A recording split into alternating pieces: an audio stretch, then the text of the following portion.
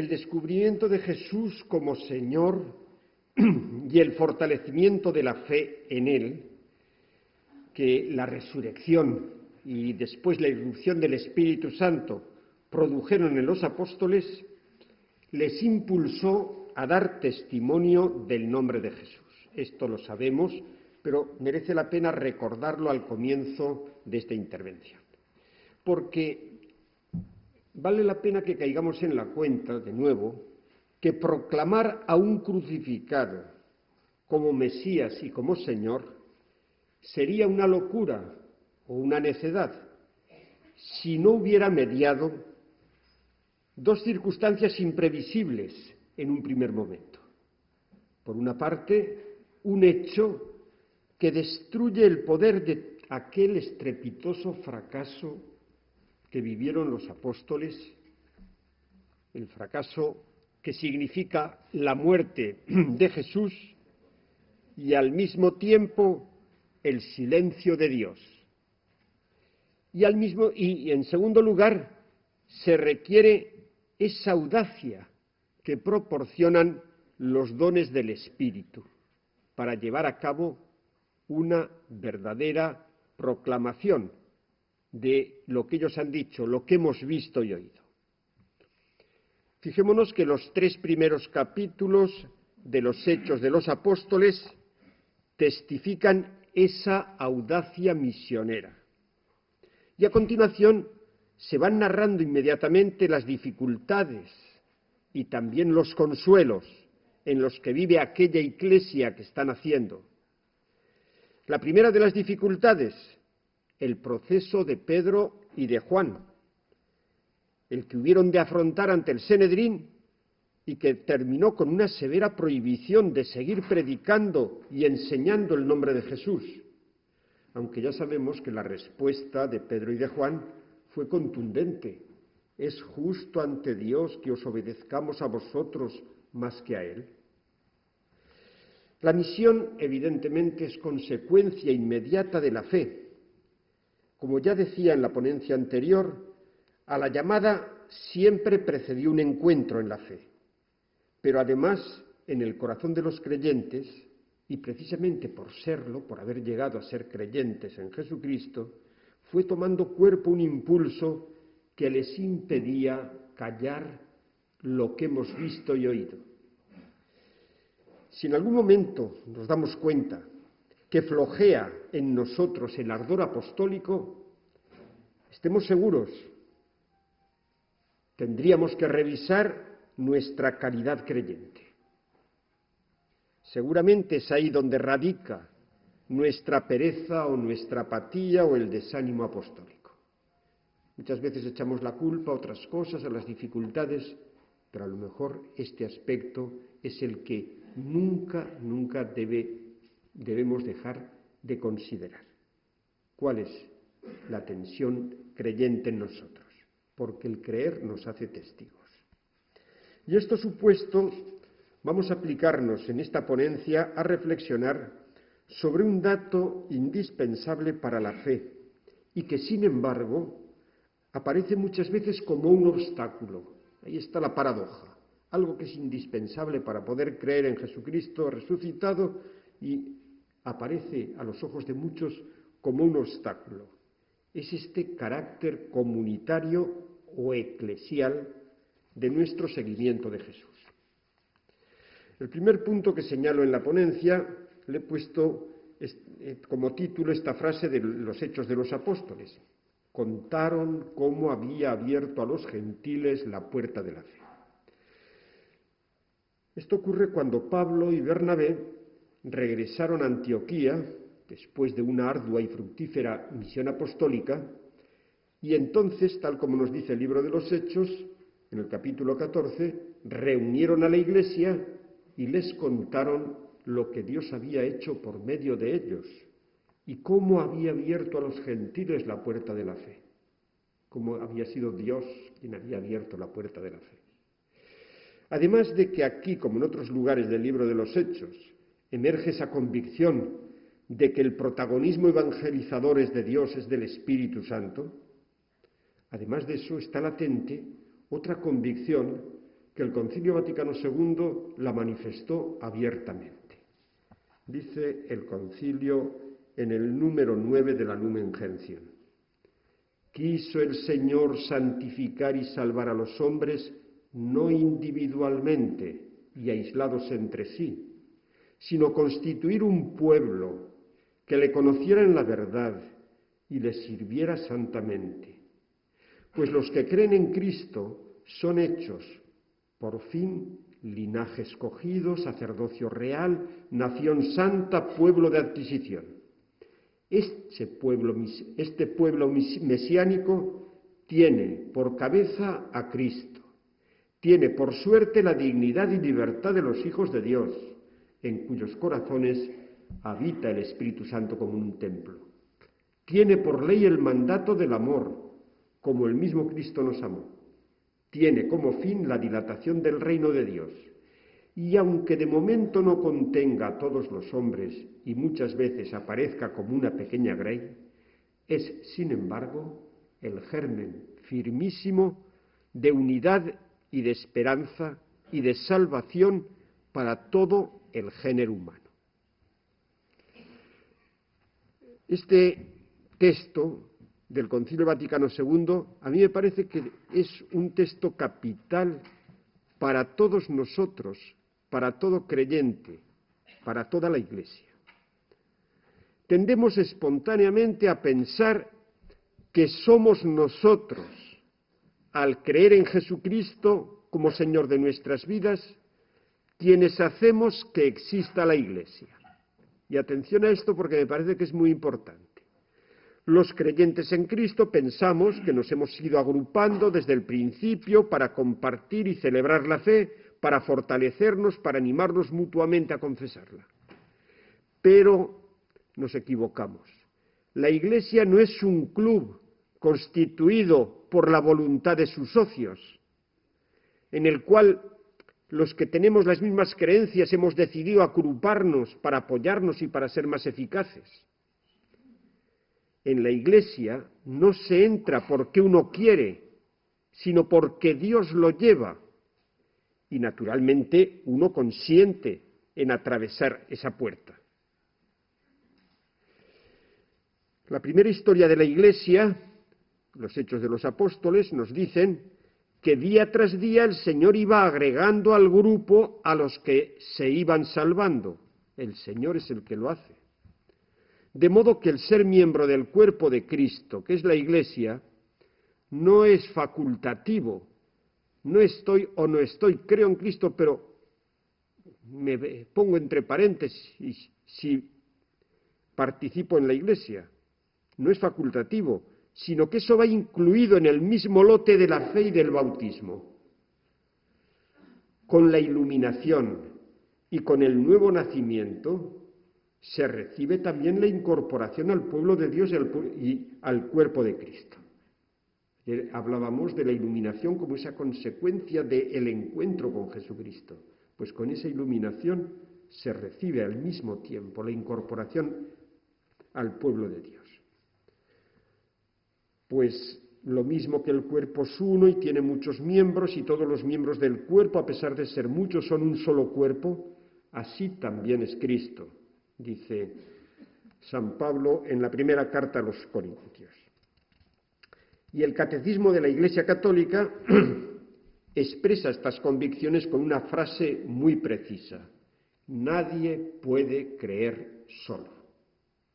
Nadie puede creer solo, dice el Catecismo, como nadie puede vivir solo. Nadie se ha dado la fe a sí mismo, como nadie se ha dado la vida a sí mismo. El creyente ha recibido la fe de otro, debe transmitirla a otro. Nuestro amor a Jesús y a los seres humanos nos impulsa a a hablar a otros de nuestra fe.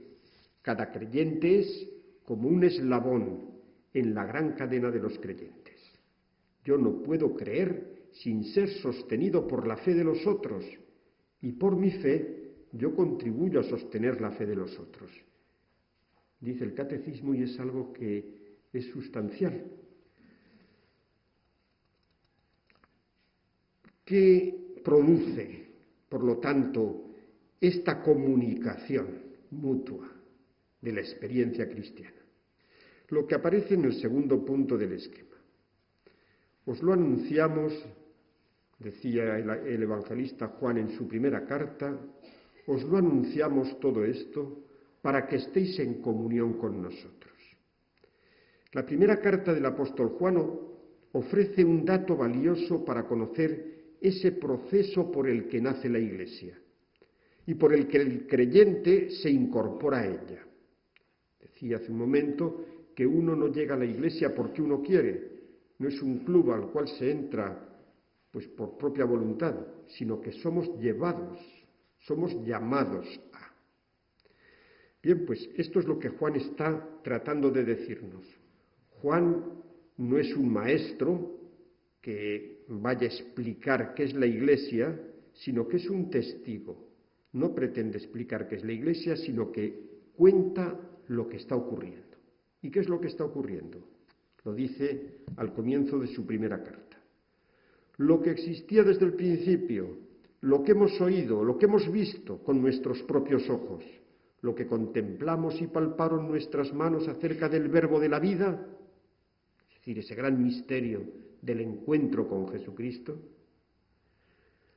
eso que hemos visto y oído, os lo anunciamos para que estéis en comunión con nosotros, y nuestra comunión es con el Padre y con su Hijo Jesucristo.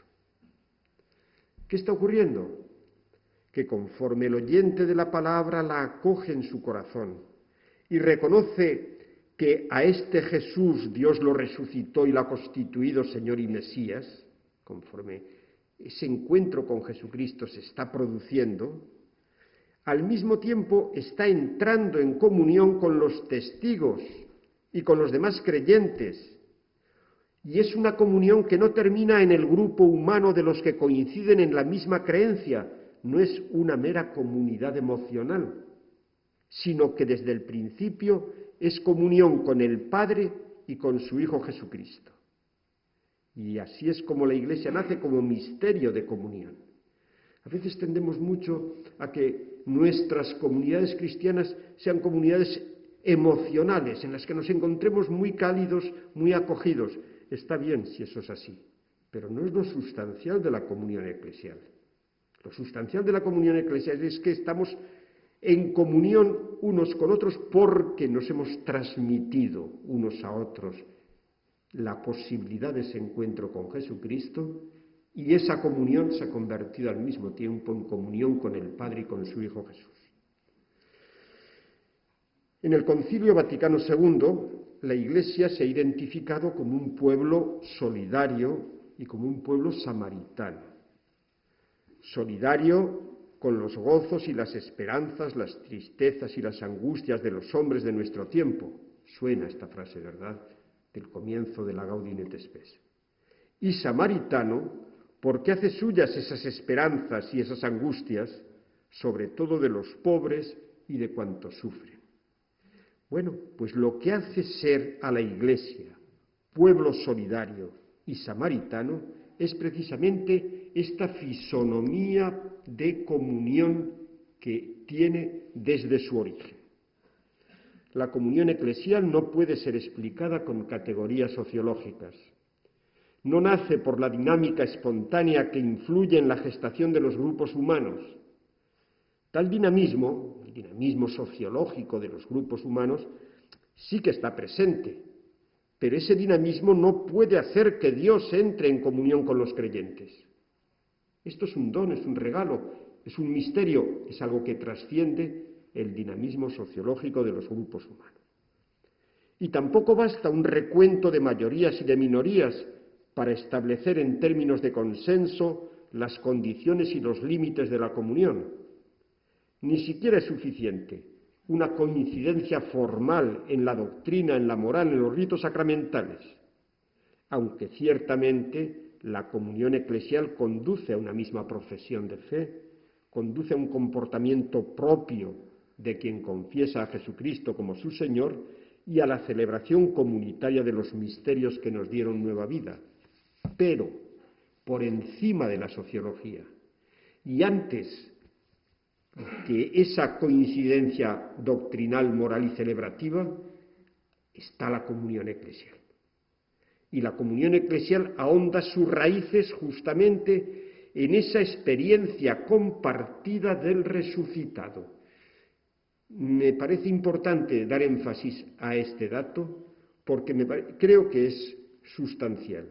La raíz de nuestra comunión está en la experiencia compartida del resucitado, de que Jesús ha resucitado.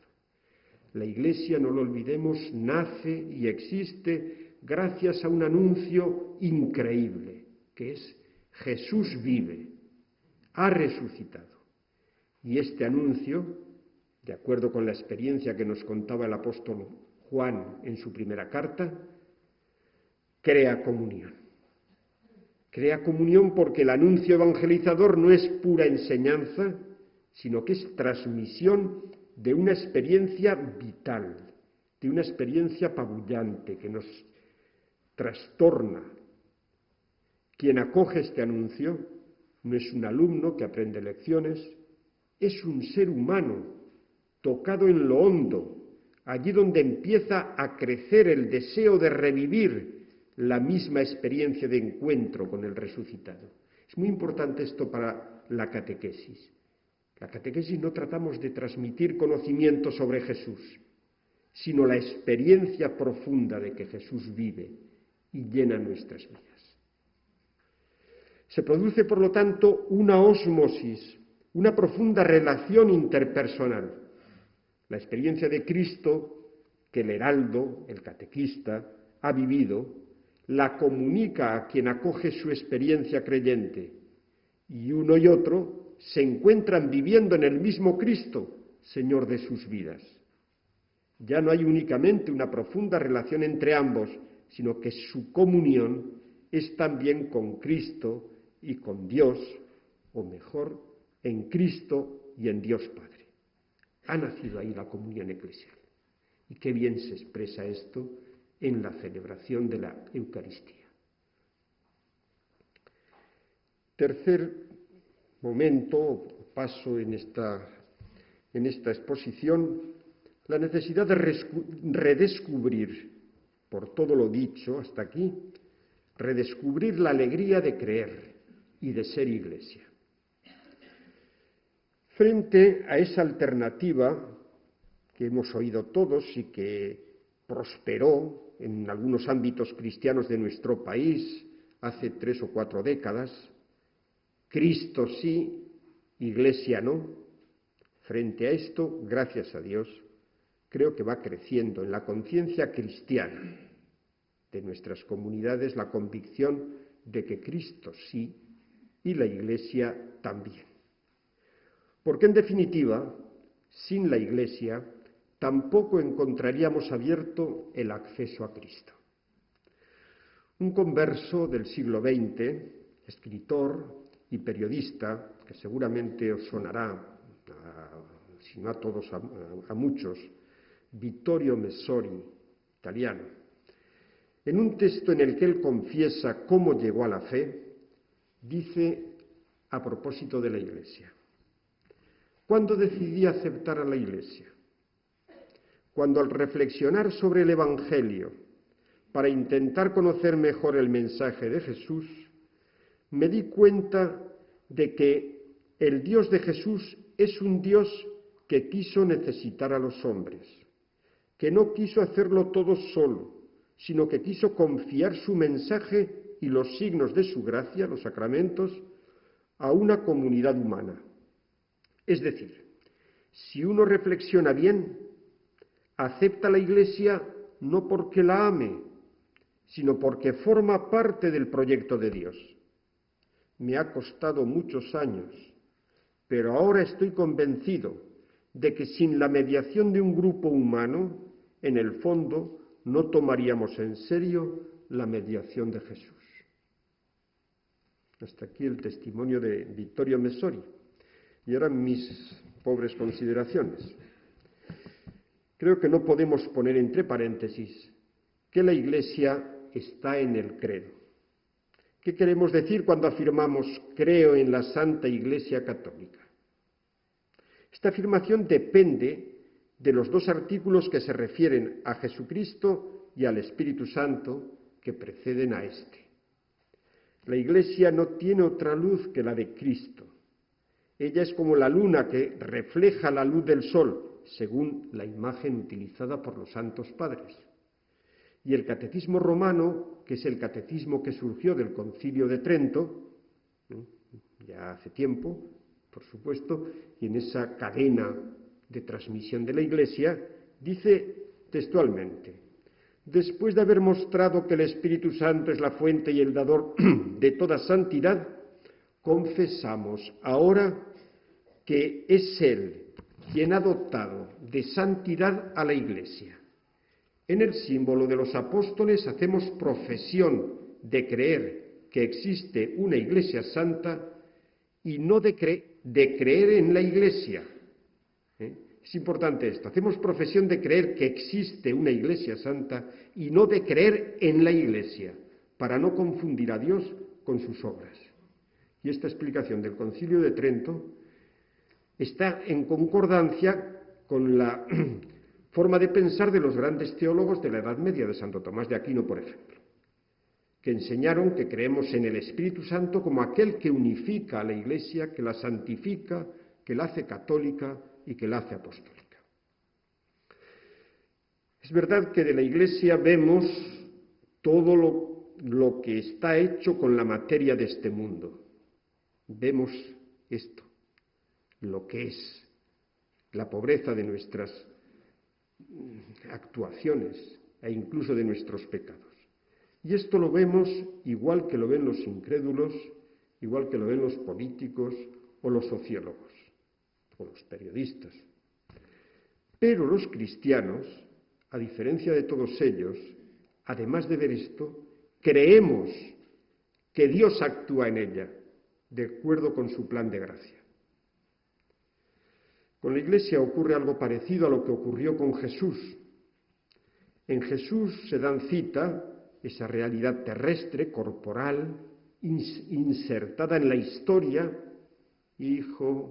Era tenido como hijo del carpintero, que vivió en Nazaret, en un tiempo concreto de la historia, pero era el vehículo escogido por Dios.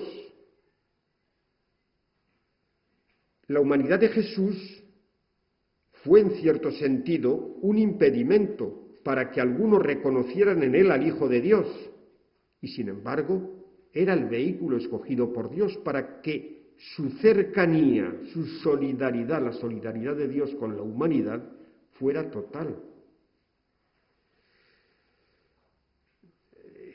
En el Evangelio de San Lucas se nos recuerda cuando Simeón le dice a María: este ha sido puesto para que muchos en Israel caigan y se levanten. Será como una señal de contradicción.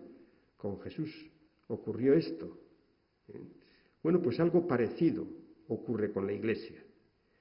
Es verdad que al valorar la capacidad de la Iglesia para manifestar a Cristo, hay una dificultad añadida, que son los pecados de todos los que formamos parte de la Iglesia y que a veces velamos más que desvelamos el genuino rostro de la religión y de Dios, como nos decía el Concilio Vaticano II. Pero a pesar de estas deficiencias, hemos de reconocer que este cuerpo de Cristo, visible en nuestro mundo, con su ambigua realidad histórica, con la paradoja que contiene, sigue guiado por el Espíritu Santo, también ahora, y es el vehículo escogido por Dios para encontrarse con la humanidad en todas y en cada una de las épocas de la historia. Por tanto, la invitación del Papa al anunciar el año de la fe es muy clara. Es preciso sentirse de nuevo convocados a vivir en la Iglesia y a escuchar con agradecimiento el encargo de anunciar el Evangelio que el Señor nos confía. El Papa lo dice con estas palabras: hoy es necesario un compromiso eclesial para redescubrir la alegría de creer y volver a encontrar el entusiasmo de comunicar la fe. Los cristianos de estos primeros años del siglo XXI necesitamos impregnarnos del gozo de creer. En un mundo en el que predomina la increencia y en el que ha hecho fortuna en algunos círculos la desconfianza hacia la Iglesia, la fe en Cristo resucitado, presente en ella, es como el tesoro escondido en el campo o la perla fina que buscaba el comerciante de la parábola. Vale más que todos los bienes materiales y merece la pena abandonar todo lo que tenemos para conseguir esta perla, que es el encuentro con Cristo resucitado. Lo que hace un momento estábamos viviendo en la iglesia, en la capilla, en esa adoración del Señor resucitado y presente entre nosotros, esto es una realidad que nos convoca a creer y a alegrarnos y a tener el entusiasmo de comunicarlo a todos. En un momento especialmente doloroso para el Papa Pablo VI, ofreció a la Iglesia una exhortación sobre la alegría. Ese momento era un momento muy duro, él lo da a entender en el mismo documento en el que hace esta exhortación a la alegría, Gaudete in Domino, la llama, porque era un momento en el cual había grupos inquietos, él lo decía, con unos excesos de crítica sistemática y aniquiladora, utiliza esta misma palabra, y anima a convertirse y a llegar a una confianza mayor que todos los desencuentros que se están produciendo. Esto era en el año 1975, pero en ese momento Pablo VI ofrece este texto sobre la alegría. Parece un poco contradictorio, él estaba sufriendo y lo ofrece en ese momento. Y en él nos hace caer en la cuenta que la alegría del ser cristiano es verdaderamente capaz de colmar el corazón humano, porque la alegría nace siempre de una determinada visión acerca del hombre y acerca de Dios. Si tu ojo está sano, todo tu cuerpo será luminoso. Y el cristiano posee por su fe esa visión del hombre y de Dios que despierta la esperanza y el gozo en el corazón. El mismo gozo que hizo exclamar a Santa Teresa de Jesús en su lecho de muerte: gracias te hago, Dios mío, esposo de mi alma, porque me hiciste hija de tu Santa Iglesia Católica.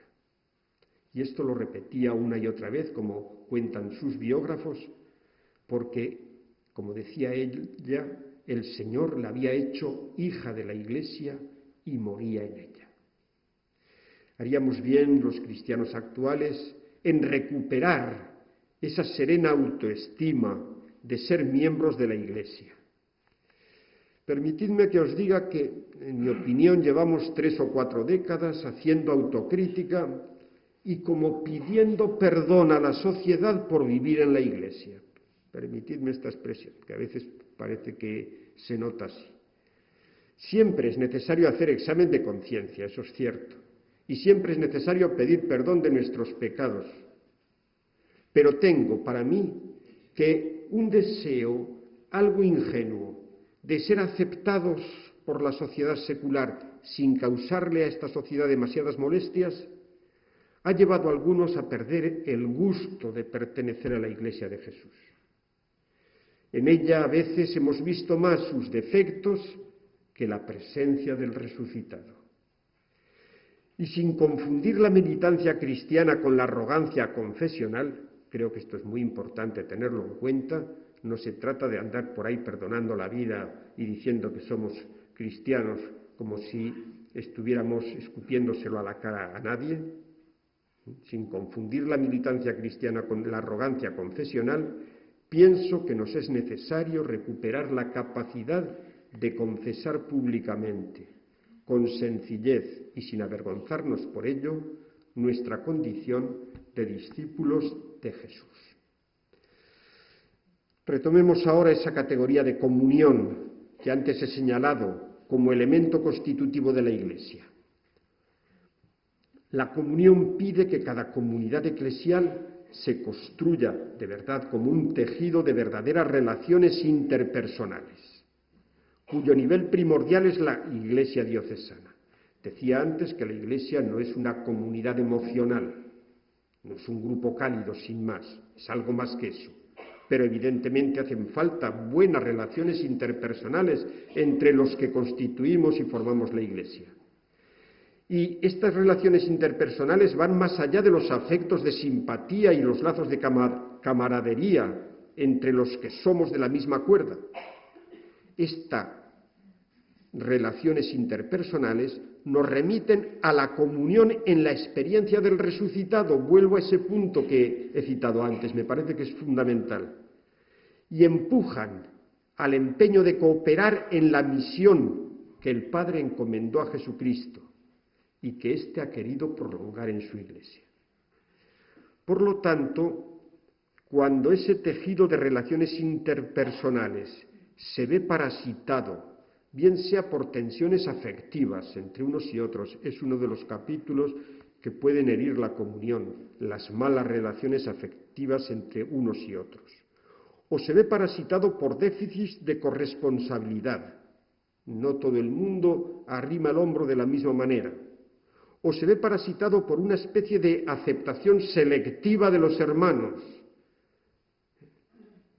Escogemos aquellos que son de nuestra cuerda, es que este es un carca, es que este es un espiritualista, o es un progre, o es demasiado conservador, cuando se ve parasitado por esta aceptación selectiva, o se ve parasitado por la tentación de evangelizar por libre, se pone en peligro la comunión eclesial.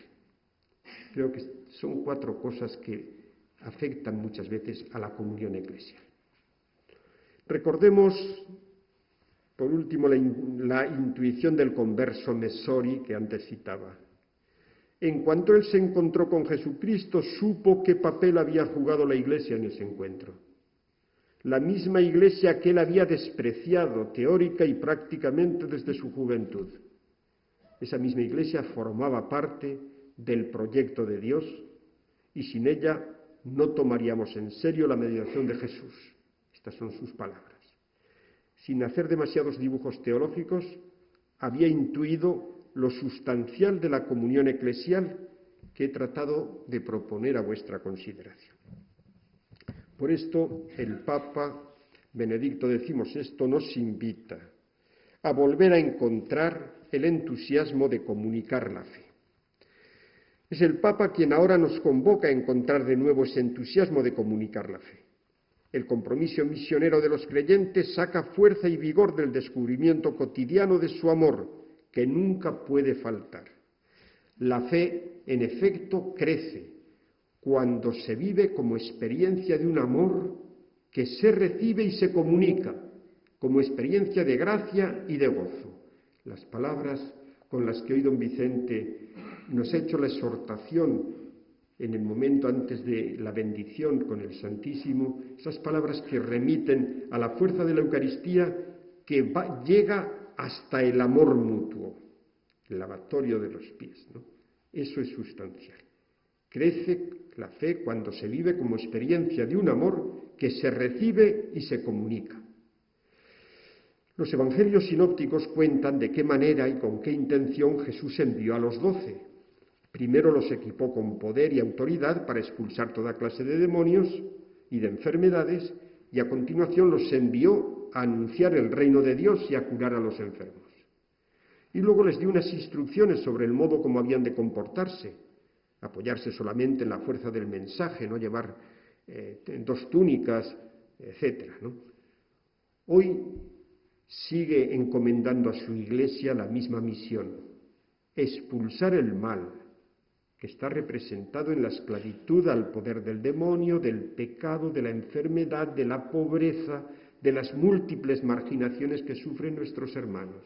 Nos envía a expulsar el mal que destruye a los seres humanos y no les deja ser felices, y nos envía a anunciar que Dios ha decidido reinar en este mundo, lo cual es una buena noticia para los pobres. Y para ello equipó a los 12 y continúa equipando a su Iglesia con poder y autoridad. Pero no nos equivoquemos, no se trata del poder tal como lo entiende y como lo usa el mundo, es decir, fuerza, prestigio, actuaciones maravillosas y extraordinarias, mucho menos preeminencia social, dinero, ¿no? Sino de un poder crucificado, el poder crucificado de quien sirve con gratuidad y con cariño. Se trata de la autoridad despreciada de quien está al servicio de una verdad que le libera. Y precisamente porque le libera, no siempre nunca puede pactar con las mentiras que tanto circulan entre nosotros. Es un milagro que a pesar de las tentaciones del poder y de las múltiples formas de persecución a las que la Iglesia ha sido sometida durante 20 siglos, además también de los pecados de sus hijos, la Iglesia siga siendo capaz de proclamar que esa es su tarea, esa tarea de expulsar el mal y de anunciar que Dios ha querido reinar en nuestro mundo. Y siga comprometida con esta misión, no obstante las defecciones, los desánimos y los fracasos que tantas veces nos afectan. En este contexto, es estimulante volver a leer la declaración de principios que hace el Concilio Vaticano II en la Constitución sobre la Iglesia en el mundo, al comienzo de ella. Recordadlo, los gozos y las esperanzas, las tristezas y las angustias de los hombres de nuestro tiempo, sobre todo de los pobres y de cuantos sufren, son a la vez gozos y esperanzas, tristezas y angustias de los discípulos de Cristo. Nada hay verdaderamente humano que no encuentre eco en su corazón. La comunidad cristiana está integrada por hombres que, reunidos en Cristo, son guiados por el Espíritu Santo en su peregrinar hacia el reino del Padre y han recibido la buena nueva de salvación para comunicarla a todos. La Iglesia, por ello, se siente íntima y realmente solidaria del género humano y de su historia. Además de hacer una preciosa descripción de la Iglesia, hombres y mujeres reunidos en Cristo y guiados por el Espíritu para comunicar a todos lo que ellos han recibido, este texto proclama una declaración de solidaridad con la humanidad entera. Un poco más adelante expone cómo entiende este servicio al hombre. El Concilio, dice, no puede dar prueba mayor de solidaridad, respeto y amor a toda la familia humana que la de dialogar con ella acerca de todos estos problemas: el sentido de la vida, de la historia, del sufrimiento, de la muerte, del deseo de felicidad. Dialogar con ella sobre todo esto y aclarárselos a la luz del Evangelio y poner a disposición del género humano el poder salvador que la Iglesia ha recibido de su fundador. Esto lo encontraréis en el número 3 de la Gaudium et Spes. La Iglesia, por lo tanto, sale al paso de la humanidad con 3 pretensiones: hacerle posible el encuentro con Jesús, el viviente, y por lo tanto la comunión con el mismo Dios; expulsar el mal, el pecado, que esclaviza la existencia de los hombres, y llenar la vida humana de una alegría que nadie podrá arrebatar. Llegamos así al último punto de este esquema, y que lo titulo «Los creyentes se fortalecen creyendo», utilizando una expresión del mismo San Agustín. El Papa, al convocar el Año de la Fe, propone un camino que nos lleve a hacer más fuerte e intensa la fe que profesamos. Es el camino que recorrió aquel santo obispo de Hipona llamado Aurelio Agustín. Dice el Papa: como afirma San Agustín, los creyentes se fortalecen creyendo. El santo obispo de Hipona tenía buenos motivos para expresarse de esta manera. Como sabemos, su vida fue una búsqueda continua de la belleza de la fe, hasta que su corazón encontró descanso en Dios. Así la fe solo crece y se fortalece creyendo. No hay otra posibilidad para poseer la certeza sobre la propia vida que abandonarse en un increscendo continuo en las manos de un amor que se experimenta siempre como más grande porque tiene su origen en Dios. Abandonarse en las manos de un amor que se experimenta siempre como más grande porque tiene su origen en Dios. Y merece la pena detenernos en este texto, porque cualquiera hubiera podido pensar que el Papa propusiera el camino del estudio y del conocimiento más profundo de los misterios de la fe para acrecentar la seguridad de la fe.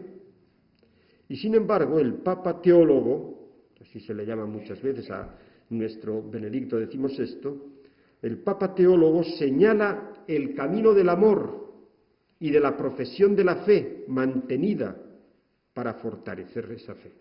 Y no le falta razón. Jesús, en aquella diatriba más dramática que mantuvo con los judíos, anunció que llegar a creer en Él es un don, una gracia que da el Padre. Todo el que me da el Padre vendrá a mí, y al que venga a mí no lo echaré fuera. Nadie puede venir a mí si no lo atrae el Padre que me ha enviado, y es una atracción amorosa. A este propósito es oportuno el ejemplo de Lidia que cita el Papa. Mientras Pablo se encontraba en Filipos, fue un sábado a anunciar el Evangelio a algunas mujeres, entre las que se encontraba Lidia. Y dice el relato de los Hechos de los Apóstoles que el Señor le abrió el corazón para que aceptara lo que decía Pablo. Y entonces añade el Papa: el sentido que encierra la expresión es importante. San Lucas enseña que el conocimiento de los contenidos que se han de creer no es suficiente si después el corazón, auténtico sagrario de la persona, no está abierto por la gracia que permite tener ojos para mirar en profundidad y comprender lo que se ha anunciado es la palabra de Dios. En el don de la fe entran en juego, por lo tanto, el encuentro con el misterio y con el amor agradecido mucho más que nuestros razonamientos. Y no desprecio los razonamientos. La teología, por supuesto, nos ayuda a descubrir la coherencia mutua que tienen los misterios de la fe entre sí. Pero no es suficiente esto para creer. No es suficiente darnos cuenta que el edificio de la fe, de la teología, es coherente. La batalla por el acto de fe se libra en el terreno de la aceptación agradecida del don de Dios manifestado en Jesucristo. Y no olvidemos que esto ocurre a través del testimonio de los testigos. Es decir, ese carácter comunitario de la fe está desde el primer momento. Y aquí interviene el amor y la comunidad creyente. Por eso la fe se fortalece creyendo.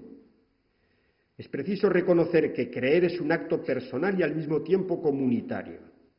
Con esto se afirma que el primer sujeto de la fe es la Iglesia y que la posibilidad de ese encuentro vivo con Jesucristo en el que surge la fe nos llega necesariamente por el testimonio de los discípulos. Recordemos la enseñanza del Catecismo que antes citaba. Después de decir que nadie puede creer solo, añade estas palabras: creo es la fe de la Iglesia profesada personalmente por cada creyente, principalmente en el bautismo.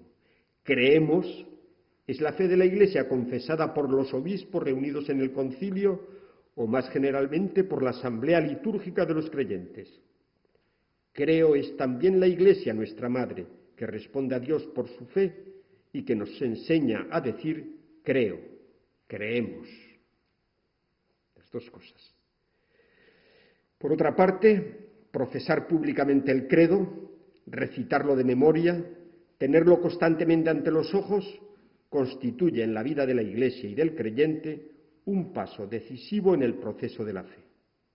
De nuevo, unas palabras del Papa a este respecto son ilustrativas.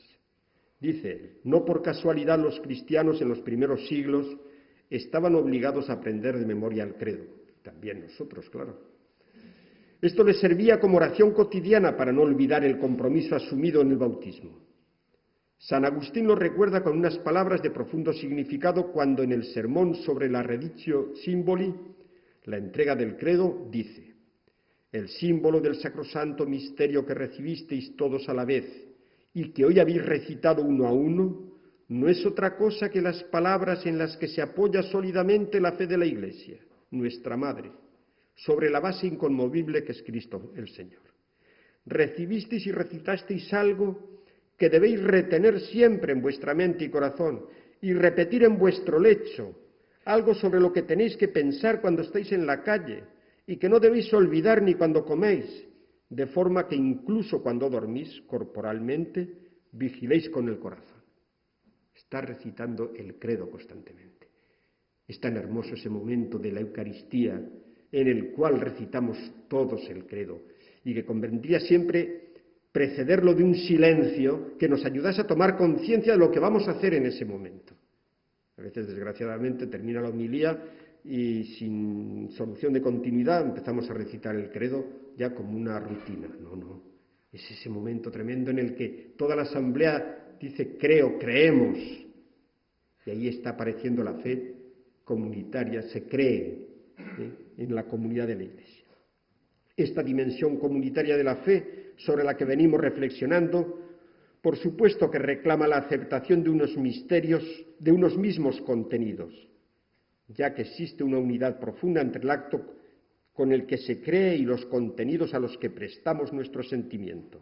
Por eso el Papa propone en el Año de la Fe que toda la Iglesia ahonde en el conocimiento de los documentos del Concilio Vaticano II y del Catecismo de la Iglesia Católica. Pero este es un tema que va más allá de lo que se me ha encomendado para esta ponencia. Por lo tanto, con lo dicho, yo creo que es suficiente para subrayar, que es lo único que pretendía subrayar, que esa fe de la que surge el ser testigos nace y se desarrolla en el seno de la comunidad eclesial, ya que vivir en comunidad con Cristo y con los hermanos es indispensable para ser cristianos. Muchas gracias.